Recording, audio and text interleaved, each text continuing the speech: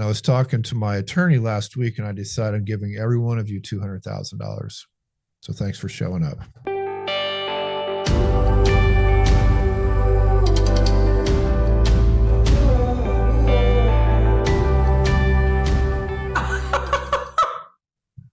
Pretty lucky, huh? See?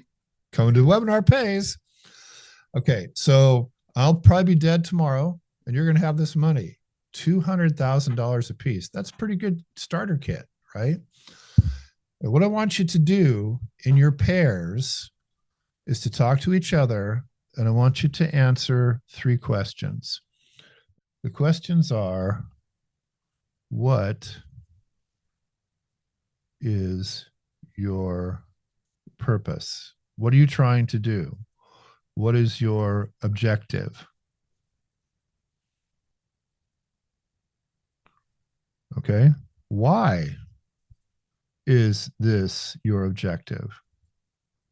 When you're really doing this, and when you're doing really anything that's super important, and when clients are doing anything that's super important, and when human beings are just making the big decisions in life, never, ever, ever forget the importance of the why, the WHY. It is a huge driver with these foundational kinds of decisions.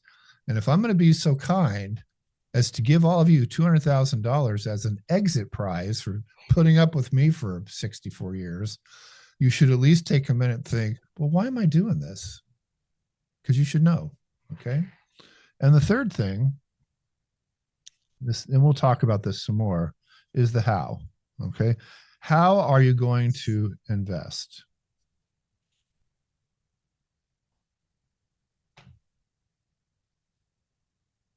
I'm writing very fast here, Kelly, so I admit this is not my best calligraphy, but I'm staying at the same time. Okay, now I'm going to say you can invest in real estate, you can invest in stocks, you can invest in crypto, you can invest in metals, or you can just invest in cash. I don't care. Okay. Now, again, you're not going to solve the problems of the universe in 12 minutes. We understand that. But I really want you guys to dig in and be thoughtful about this. Be serious, you know, pretend like I really am going to die tomorrow. And you really are going to get $100,000 or $200,000 check. And I really am able to figure out how to put you in chat rooms. God, this Zoom thing. Why do they move my buttons every time? It is such a hassle. Here, okay, that's where they put it. Okay. Assign manually. I don't know if you want to share all your innermost thoughts right now. Oh, no, are we recording or not? Recording in progress. Craig, in honor of your cameo appearance, what do you got? What would you do? Who'd you do it with? We did it with Jeff and Jacques. Okay. And, we decided that the why is pretty important because we elected to go ahead and diversify, of course, because we didn't have any immediate needs. And the other why was we don't know when those needs may need to be met. So we diversified in some that were much more liquid, and we balanced the liquidity with the rate of return to try to simplify that so that if we needed immediate, we'd have that, and we'd still have something for something that was in the, you know, a more distant horizon. That's awesome. Okay. So 2 key words that come out of what he just said. One is time, and the other is liquidity. Okay. So if I'm talking to a 9-year-old who apparently is getting Alzheimer's already, I got to talk to his dad about some more blueberries in the diet or something. He's got a lot of time, doesn't need a lot of liquidity, right? People in our age group are like, you know, we don't have a lot of time left. We need some liquidity. We want to do stuff with all the money we've been saving in our previous work lives or wherever we're at. Okay. So, two very important points for sure. Mercedes, who'd you do yours with? Michael. Okay. What did you guys come up with? Well, I'm not sure if Michael really agreed, but I was like, That's weird. yeah, I know. But I was like, well, if something dropped out of the sky, I might do something interesting. I've always wanted to like flip a house. I think I could. I think I know enough people. I think I have enough people to partner with. And I said, I think I'd like to try something like that. So so I'm going for the risky, fast cash and excitement. What I'm doing. One of the things that I fall back on, one of the best stories about this topic that I have gotten from you guys in the Desert Pencil webinar is Kelly's story about her kitchen and her appliances. Mm-hmm. She inherited money last year, I believe it was, from her father passing. And she said, hey, I'm this age. I want this stuff. I'm doing it. I should put it in my retirement, but this is a balancing point, people. And one of the things that we all need to remember is, and there's a very simple way to look at it. If you've never done this, you might want to do it when we're done today. But this is your begin date and this is your end date.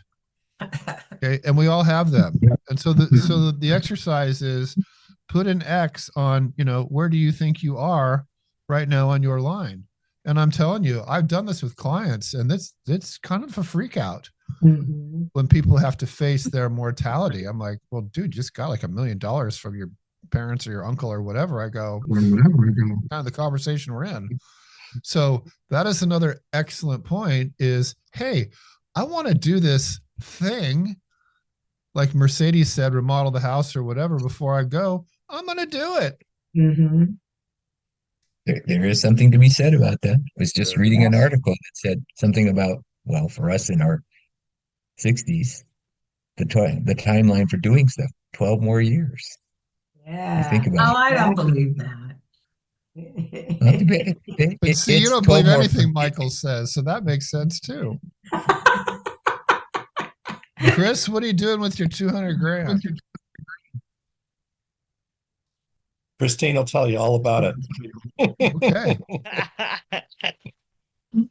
Chris is like, you talk. We are okay. So I'm gonna do this. What are we trying to do? We are going to do an Oxford house. And why are we trying to do it? Because the need is there. So we're going to take our money and we're going to go find a very cheap, large home, large estate that maybe needs some work. And we're going to give the people, and it's not necessarily an Oxford house, but a home for people who are struggling with addictions. And so We're we're hoping doing to it. find a distressed house too. Yes, like we're gonna tax find that distressed or what distressed have you. house. Yeah, we're gonna find a distressed house so that gives our people purpose, and gives them something to occupy their minds with other than their addictions. And require some kind of a 10-hour community service type of thing that they'll be working on the home and helping with the equity or what have you. Obviously, we won't have them do electrical or plumbing, but fixing fences and painting walls is something that they can be very proficient at. And how are we going to do it? Well, we're going to take Joe's money and we're going to find a super cheap house. And there's government programs, government funds that are available that Chris is talking about the neighbors down the street. And so we are going to get as much government funding as we can. And I don't know why my camera's doing that. I'm not moving around. I'm buying you a new, Anyway. before I die, I'm buying you a new camera. I am freaking out every time I see your camera. Anyway, but yeah, that's what we're gonna do. We're gonna get government funding and figure it out and be able to make it all happen.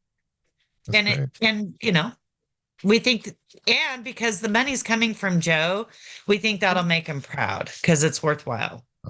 It Uh, it's not always about the money. It's about making you feel good and making money. it is. Yeah, it is. You're right. You're right. And I've talked about that. Under the banner of what we'll just call this Oxford House, because that's an easy to remember term. Within every professional license domain, there are specialties, right? And I know something about this idea from many angles, but there's different levels of rehabilitation places that people go, they come out of rehab, or there's just a lot of different places these people come from. Okay. So, first of all, and without a doubt, 100%, this provides a service that modern society needs.